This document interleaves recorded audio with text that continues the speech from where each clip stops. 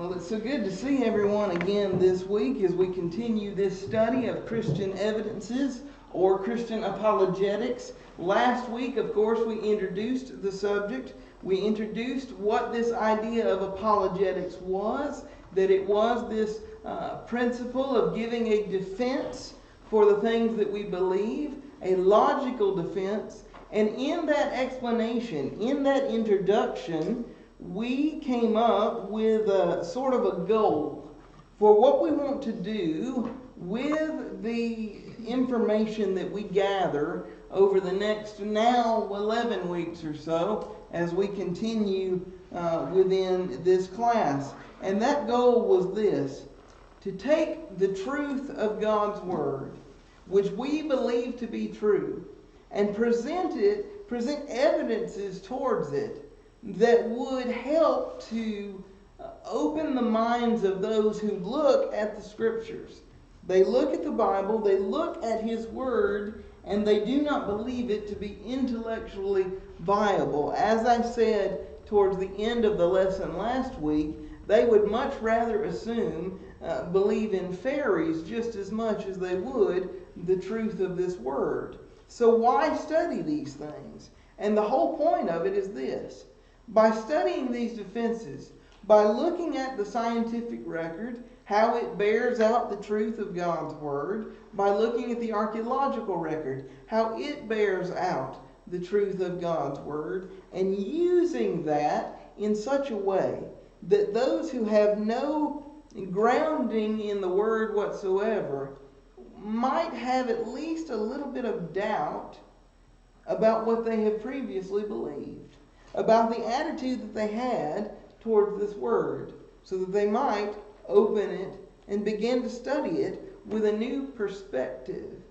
You see, we kind of have to put ourselves in their shoes and realize that they don't have the same respect for this book that you and I and anyone else who has grown up in a at least somewhat godly household where we are taught to respect the Bible, even on the surface, where in some houses, especially in our culture in the South, in the Bible Belt, that even families that aren't regular churchgoers, as we would say, they at least to some extent respect the Bible. They appreciate the fact that it is God's Word, and whether or not they actually follow what is held within, they have some respect to the gravity of what is held within. But our goal in this class is, how do we use this as a tool to help us prepare for evangelism? It's not a method of evangelism itself. Rather, it helps us prepare for evangelism to a specific group of people, those who are highly intelligent and very critically thinking, so that we can use things that they do respect, like the scientific record and historical record, to point them towards the truth of the Word. And you may have a question after this last week of introducing that idea. Is it really that serious?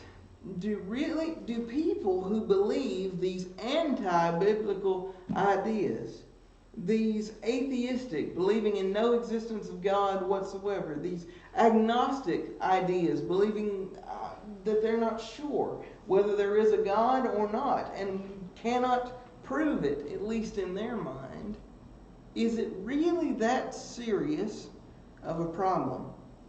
My statement to you tonight is this: that yes, it is, because of the lack of respect that is there. And again, our goal is to try to place some things before them that might get them to change their mind and look at the Bible with a more critical eye, with a more intelligent eye, looking at it for its complexity, looking at it for its accuracy, rather than looking at it as though it was a copy of Grimm's fairy tales or something like that. Because we have people, thought leaders among those of the atheistic viewpoint, who will say things like this quote from one Richard Dawkins, who some of you may be familiar with, He quoted this in a book review about a book called Blueprints back in about 1989. So he said this a year before I was even born in the New York Post in a book review. This is a statement that he makes about people like you and me. People who sit in buildings like this, who profess a belief in the Bible and profess a belief in the God of the Bible. Richard Dawkins said in that review, and I quote, "It is absolutely safe to say." Does that leave any doubt in his mind to the quote-unquote truth of the statement that he's about to make? In his mind, this is solidified fact. He says, it is absolutely safe to say that if you meet somebody who claims not to believe in evolution, who in here would qualify for that statement? Claims not to believe in evolution. About every one of us could raise our hands, couldn't we? Listen to what this man said about you and I and anyone else who has that belief. If you meet anyone on the street who claims not to believe in evolution, here's what he said. That person is ignorant, stupid, or insane. Now, do you see why a study of apologetics is important? Because this is the attitude that these people who do not believe the Bible to be intellectually viable have towards it. And regardless of how we feel about that attitude, because from our human standpoint, it's not fun to be called stupid, is it? It's not fun to be called insane. It's not fun to be called ignorant. It's not fun to have someone look down their noses at you. And in our humanness, sometimes we might want to bristle up at that and get angry. But you know what? These people are just as lost as everybody else. And brothers and sisters, whose job is it to take this book to them? Whose job is it to teach them? Or at least to try? We may not always succeed. In fact, I can promise you, we're not always going to succeed. Jesus himself, the Son of God, God in the flesh, didn't succeed with everybody in his ministry, did he? But what? He sowed the seed. And that's still our mandate too. So even though you may have people like Dr. Dawkins, who is a brilliant man by earthly standards, who will say things as derogatory as that towards you, I, or anyone else who believes in the Bible, his soul is just as important as mine, just as important as yours, and just as important as anyone else who's ever lived on this earth. And it will suffer the same consequences as anyone else who will not obey the gospel. Regardless of what he thinks now, in a regular old Bible study, in the typical way that we try to do by going to passages that we know that are true and building a case for Christ through those, won't work with people like that. But these things that we're going to study together in this class will. And as we get into the meat of things like that, that's what I want you to hold on to, is that statements like this, which are not uncommon among people who hold this viewpoint, are exactly why we need to be studying this, and exactly why we must be able to defend what we believe in an intellectual way. And so as we get into the meat of the lesson tonight, that's what I want us to focus on in every single one of these. As long as we go along, we are doing this for a purpose. And that ultimate purpose is to build us up, and it is to prepare us to help others see the validity of this book, see the truth of the Bible, see the truth of the God of the Bible. And we can only do that if we focus on these things. So that's what we're going to do tonight. And in doing that, we are going to ask some questions and deal with some things that are pretty deep subjects. But I think it will help us see one of the most tantamount arguments towards the reasoning why creation is a viable way at looking at the existence of the earth. So, let me start off with a preliminary statement. It is a statement of fact, I believe, among all of us in here, that the universe exists. We are sitting right in the middle of it, aren't we? We can smell, we can taste, we can test it. We know that the universe exists. There's almost no one on earth, theist, that's a God believer, one like us, one that believes in God, atheists, those that believe in no God, or agnostics, those who aren't sure of anything, whether there's a God or not. Doesn't matter which category or person you fall into, we can all exist. We can all agree that this world, this universe, everything that we see in space when they send up the satellites, when they send up the shuttles, these things exist. And we're not going to deny that. So where does the disagreement come in? The disagreement comes in, folks, with this. How did said universe get here? And that's what we're going to discuss in just a moment. But I will say this. I said that there aren't many people that would deny that the universe exists. You have some crazy folks in the world today, at least in my opinion, not crazy in the insane sense, but maybe they have taken an idea that had a root in something and maybe gone a little too far with it to the point where now they are off in a world of something that is so illogical that it seems comical at times. Not insane, but doesn't seem to have much use. I think about the people that believe in the simulation. Have you heard about the theory of the simulation? Anybody heard about that? That is something that has been rising in popularity over the last several years. And it is this idea that the world in which we live is a figment of our imagination, as though we had been transported into some sort of virtual reality experiment.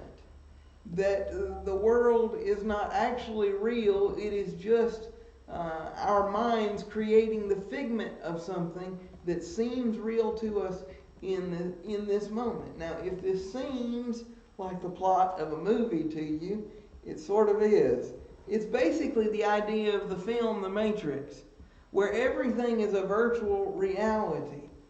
And so these people believe that we are living in a simulation that is being controlled by some higher group of people.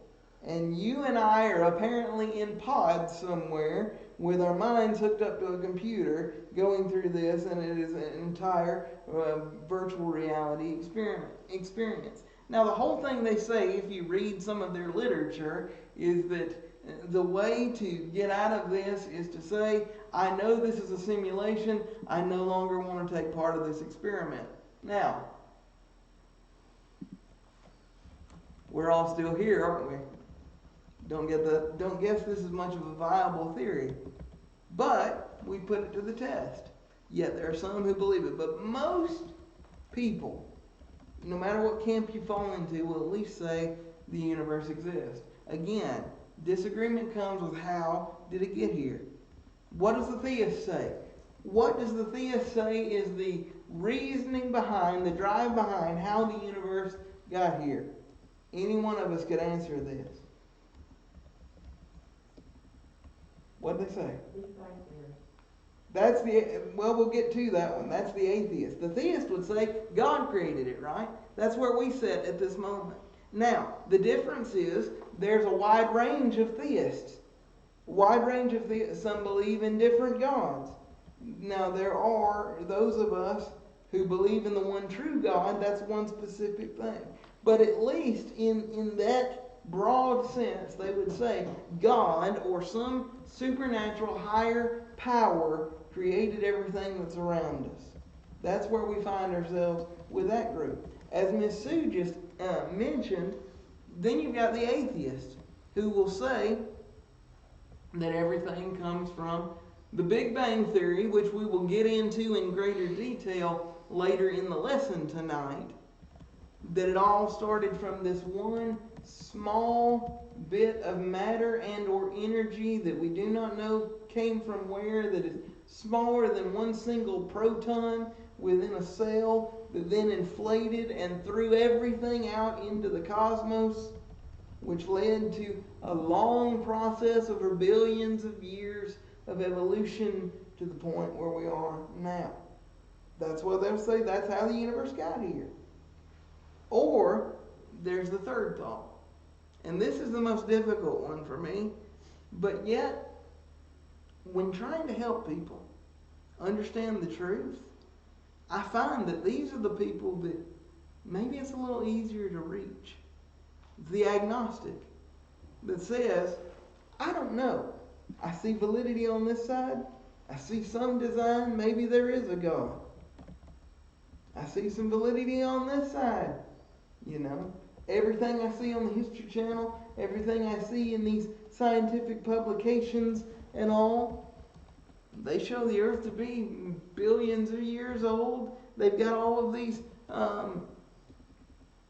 examples of cavemen and such things that prove the evolution of man. Maybe there isn't one. They're just kind of stuck in the middle. We can't know whether there is or isn't. They're almost riding a fence post, aren't they?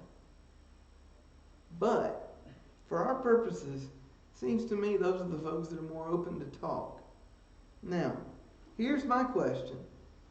And this is a legitimate question. We have to answer how the world got here, how the universe got here, because it's not just us. It's all the planets around us. It's the sun. It's the rest of our galaxy. It's the other galaxies within space that we know exist. We have to be able to answer that fundamental question, no matter what we believe, as to how the universe got here. So, we have some options. Either the universe was already here, has always been here, and has always existed, i.e. is eternal and has been eternal from the beginning. Number two, it was created by some supernatural power. Or number three, what the atheists say about the Big Bang is correct. It was formed out of this explosion and the inflation of this small bit of matter or energy. They don't even know which. When put to the test, it was one or the other. So, here's the question. Is theory number one that the universe is eternal, it's always existed, it's always going to exist, and it exists in a steady state of existence for this whole time? Is that true? Well, I want to point out to you tonight that the laws of science, which we have proven, show that that is not the case. This world, this universe, all of it is not eternal, because matter is not eternal. Physical substance is not eternal. Everything deteriorates. And this is based on two major laws of science. So if you're taking notes, be sure to write these down. The first and second law of thermodynamics. That's a fancy term, but I'm going to try to simplify the definition a little bit so that you understand what this means. The law of thermodynamics.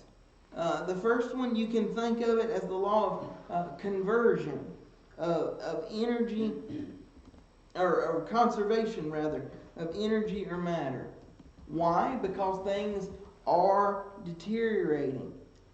We have to understand, matter or energy cannot be created or destroyed. Remember doing that in science class? The way I remember it best is this. Think about it.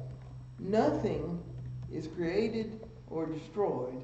It just changes forms from one form to the other. Gas, solid, liquid.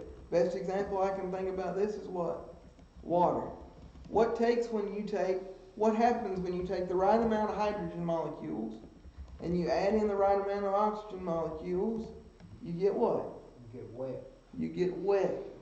Those gases, they turn into water. You take that water, you freeze it, it becomes a solid. Have you created something new when you create ice? No. You've changed the form of water. It went from a gas to a liquid to a solid. You melt it back down, it does the same thing. You take it outside on a hot day and pour it on asphalt, what's it going to do? Evaporate and do what? Become a gas again. It's a constant cycle. Matter, physical substance, cannot be created or destroyed in nature. That's the first one to remember. Cannot be created or destroyed in nature. Second law of thermodynamics is often called the law of increasing entropy. All that says is that everything is running down or wearing out. Everything. From the time it starts, it is always consistently running down. Time is running down. Things are deteriorating. That is a law of science. And energy is becoming less available to use. Why? Because it's not restoring itself. Cannot be created or destroyed. You see how the two work in tandem? So, if these things are the case, which they have been proven and tested by science to be the case, could the universe be at a constant stasis and eternal? Absolutely not. It is scientifically impossible. The very first thing you can point out is that that is not intellectually viable. The universe is deteriorating. We know that.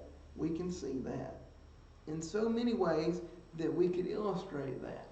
Then, of course, we have the theory that you and I are most familiar with, which is that some higher power, supernatural, what does that mean? Above nature, was able to create everything that we see in nature. We see design. There was a designer. We would say that is whom? God.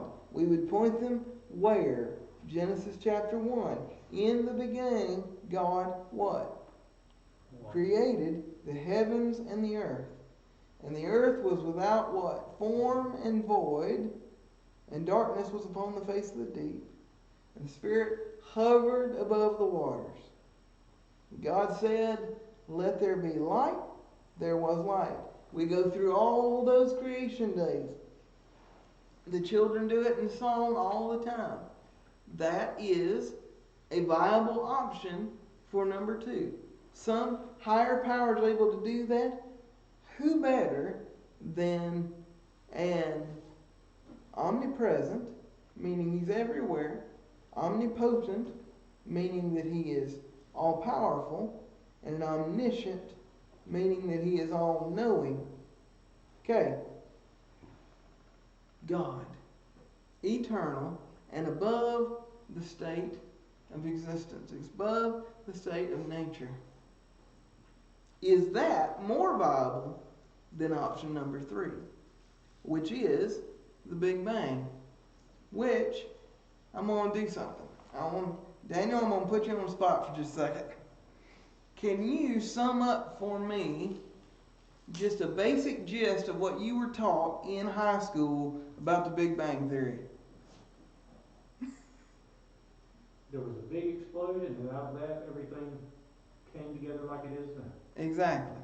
Pretty much. Where did that explosion come from? They will say that it came from this small, infinitesimal, boy, I hadn't got to use that word in a long, long time. You know what that means?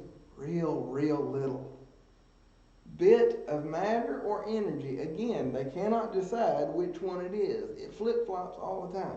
Either it is substance or that which makes the substance, matter or energy, that all of a sudden, with no prompting whatsoever, no push, no lighting a spark, no nothing, exploded.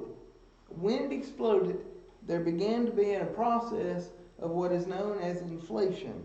Inflation means that when that exploded, all of these particles that came out of this explosion spread everywhere. And everything came out of existence of at least one of those particles that eventually evolved into the planets, it evolved into the stars, it evolved into everything that we see in the galaxies, all the myriad of galaxies. And then as we get into specific things on Earth, it evolved into everything that we see in nature. Now, from a logical standpoint, before we even get into a way of proving this, which seems more viable? That the utmost source of energy and matter created everything around us. In 6 literal days, He is above nature. He is supernatural. He created nature. Therefore, He designed all of this. Which is more logically understandable? That or this piece of unbeknownst energy or matter spontaneously combusted for no reason at all, and out of those little tiny particles that aren't even the size of a full cell, they're just a proton, came everything you see around you. Are trees simple, Dennis? No. You study anything about dendrology, the study of trees, you realize that something that seems practical and simple on the outside for a specific purpose is very intricate in the way that they grow, the places they can grow, their life cycles, all of those things. You're telling me, just on the surface, before we get into the arguments, that something that intricate came from something that had no driving force behind it, the size of half of a cell. That's the point. They have no answer. They have no answer. Which is why we use what is known as the cosmological argument. All that is the study of the universe. And it's based around this idea of cause and effect. Every effect, everything that happens, has to have an adequate cause behind it. We see that in life, don't we? Let me think of an example really quick. If I set this songbook on the edge of this podium, and it sits there the rest of the class, and then all of a sudden, it just gets up and flies across the room and hits the back wall over there, or just falls off for no reason at all. No one touched it. There was no burst of wind, nothing. Would you know what caused that? Nothing, because it ain't going to happen. Right, it's not. But what if I said, well, right before they fell off, a fly landed on it. That's what tipped it over. That fly got enough. That's Newton's law. That fly got enough behind it? No. It's not what? An adequate cause for the effect of what we saw, was it? They have to be adequate, equal with one another. So, what kind of a cause could be more viable in this sense to create everything that we see around us, or as nothing making something, which goes against another law that we will study in another lesson during this series, or something, someone who is eternal and all-powerful, above the nature He created, creating everything that we see around us. Which cause seems more logically viable? That one with a thrust behind it, doesn't it? Because nothing equals nothing, doesn't it? Doug, if I had a 5-gallon bucket of the nastiest, grodiest, smelliest nothing you've ever seen in your life. And for some odd reason, now I would never do this, because I've never had a problem nor been mad with Doug in all the years that I've known him. But if I had a 5-gallon bucket full of that nasty nothing and dumped it on your head for no reason, would we have a problem with one another? Maybe. Well, how you gonna dump nothing on his head? Ernie got it. Matter has weight and occupies space. If it's nothing, it's not matter. Bingo. If that's the case, that's a whole lot different than me having a 5-gallon bucket of compost, isn't Right. it? Now, If I dump a 5-gallon bucket of compost on Doug's head, we're going to have a problem. and I'm gonna watch. Right. And you're going to see me roll faster than I've ever rolled in my life. But why? Because there's matter to it. There's substance to it. And there is a equal reaction to what? The cause. Every action. That's it. I dump that on his head. His equal action is going to be do something to me as bad as that. We're gonna put it on TikTok. Exactly. Make $1 million. Absolutely. But you see, if it's so easy to see on the surface with something that's been simplified as that, let's put the world into that equation. If I take nothing and all of a sudden I want to create something, is anything going to come out of it? Can't. You can't. There has to be something. There is evidence within the cosmos itself that it is impossible for this amount of intricacy to come from nothing. An effect of this great a magnitude has to have what? An adequate cause. Now, we have gone from having a person who believes that from nothing comes nothing to a person now who, if you present this argument well enough, will think, okay, now perhaps there is a cause. You see, we're getting a little closer now. Okay, if there is a cause for all of this, what is it? Now, what makes more sense? A random chance or an all-powerful being? You're opening a door for logic to open the door to use the gospel. Yes, Doug? I heard it said one time that the universe assembling itself from a random explosion is about like an unabridged dictionary somehow spontaneously resulting from an explosion in a library. Yes, absolutely. I've seen the same idea with a wristwatch like this. If I laid this wristwatch out for everybody to look at it, do you think I grew this from a seed? All of the digital pieces and batteries and everything that goes into this sport watch? Why? Things don't work like that. Someone has to build this watch, don't they? It didn't just appear one day on my arm. Someone built it in a factory somewhere.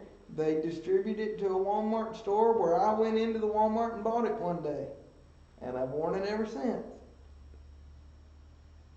Design, seen in the evidence, must then mandate that there is what? A designer. Someone who drew the plans. Would this even qualify as a theory, Doug? Or is it just a hypothesis, something they think might have happened? Theory is based on some kind of fact. Yes. Which is it? Well, here's the thing. We often hear it said as the theory of evolution. But, if you remember the scientific method, how does one reach that theory stage? You just barely mentioned it there, Ernie. You start off with a hypothesis, right? Which is nothing more than an idea. You've got an idea. Now what do you have to do with it?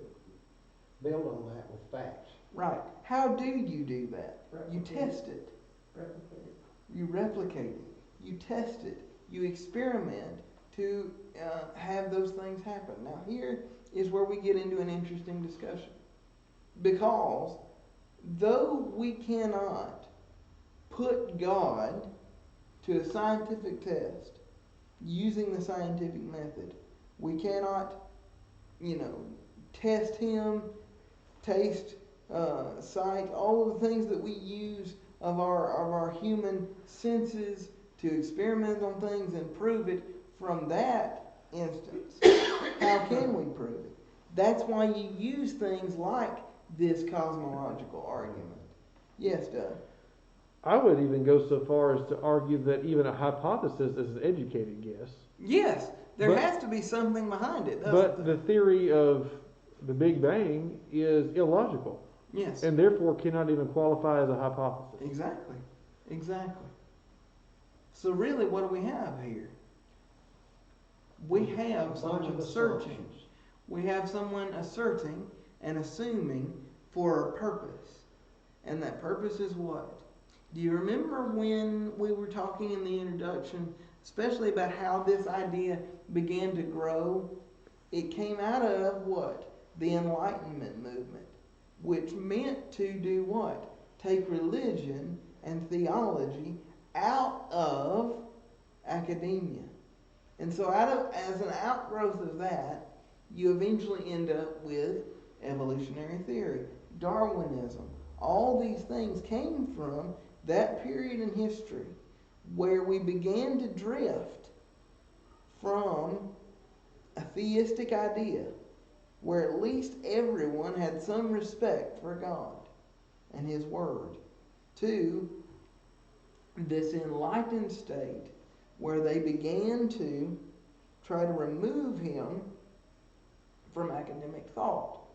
And so now you have people who are highly trained academics, like Richard Dawkins. He is one of the leading thinkers among the atheists. He's taught at Oxford and many other extremely well-respected places of education throughout the world. But their whole principle is to do what? Remove God from the equation. And so, we come to this theory which gets perpetuated over generations. It gets into our schools, and people begin to believe it not only as a theory, though they use that word. People treat evolution as though it is fact, when, as Doug pointed out, the very premise isn't logical, and therefore cannot stand up to being a hypothesis. Much less a theory Yes. or a law. Yes. But you know what? For someone who's ingrained in it, it's going to be hard for them to believe that at the very beginning.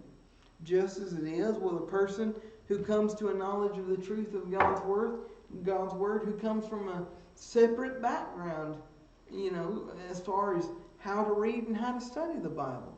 They are just as apprehensive in other methods of teaching as to looking at the truth that we see as being so plain, aren't they? So we have to lay the groundwork. And that's why we go through the process of logicking it out like this, where they can see the fallacy within the basic principle and look at things like this principle of cause and effect. You see, this is something that is well known in the scientific community. No one disputes the first law of thermodynamics. No one disputes the second law of thermodynamics. But here's my question. Do they bear out what is said to have happened in the Big Bang Theory? Or do they lead more credence to the idea of having a designer of the universe whom is God? Science itself proves more, leans more towards the evidence of a designer from that standpoint than it ever would this other thought. So that's why we need to learn this and be able to teach it. I think something that they cannot explain is what set all this into perpetual motion to make it grow and expand. Exactly. What did that? Something had to ignite it. It didn't just pow, spark, and there it was all of a sudden. And that's what they say because they cannot find it. Right. Well, I can find it for them. It's right there in that book. I know. But we have to work them around to that, And that's the thing. it's interesting too. This is just a side note of something that will be in one of the other studies as well, since we're about to get to the point where we need to get to our devotional anyway. It's this. They have found, and I recently read an article about this, that when conception happens, let's say you do it in a petri dish, when those two parts come together to conceive a child within that petri dish, you know what happens? Tiny little spark of light that they're just now beginning to find and are giving credence to. There is literally a spark to life when life happens. There's a creation that has to be what? Ignited by something. In that moment, there is a spark of life. It's a very interesting study. And yet people will deny the legitimacy of children in conception. They will say they're nothing but a clump of cells. They will say they are nothing but a fetus. We don't like using the word baby or child. Why? It humanizes them. But yet, from the very moment of conception, and they've tested this in laboratories, there is a tiny spark, ignition of life within that. And a lot of that has changed over the years. They used to say that it's that, but now I think they've about come to the conclusion that life starts at conception. And that's a major step as far as the abortion. It is. People It is. That they don't agree with at all. No. They don't think it becomes a human until it comes out and starts breathing. But no. And even then, in some places, it's not even that case. Not even that case. We have gone so far, and this is an offshoot of that. We've gone so far that we don't even recognize that outside the womb anymore. True. And that's why you see these partial birth instances and things. It's awful. But it all comes from the attempt to remove God from academia, from intelligentsia, from educated people believe this. So what do we have to do in studying these things? Why do we have to go through this, even though it seems so simple to us? It is because we need to take that intelligence back. They've held it hostage and hold views like what Mr. Dawkins says that we have started out with tonight. If you meet a person who does not believe in evolution, notice he did not say the theory. Notice he did not say the hypothesis. He said what? Evolution, period, is what? Either ignorant, insane, or stupid. Doesn't add up, does it? You know what I say to a person like that? You're ignorant, insane, and stupid. No. No. Because I don't believe that's what the Lord would want me to do. I don't think so. But I do say this. I do believe in evolution. Just not the same kind that you do. I believe in microevolution, small changes over time as people adapt to things. But as far as macroevolution, large jumps from an amoeba all the way to a monkey to a man, no. Small changes of adaptation, yes. We've done some of those things. That's why some people who live in harsher environments, they grow more hair than others and things like that. Our bodies adapt to the places we are over periods of time in small ways. But I don't believe in macro evolution of any sense. That's large evolution, big jumps. I don't think you can.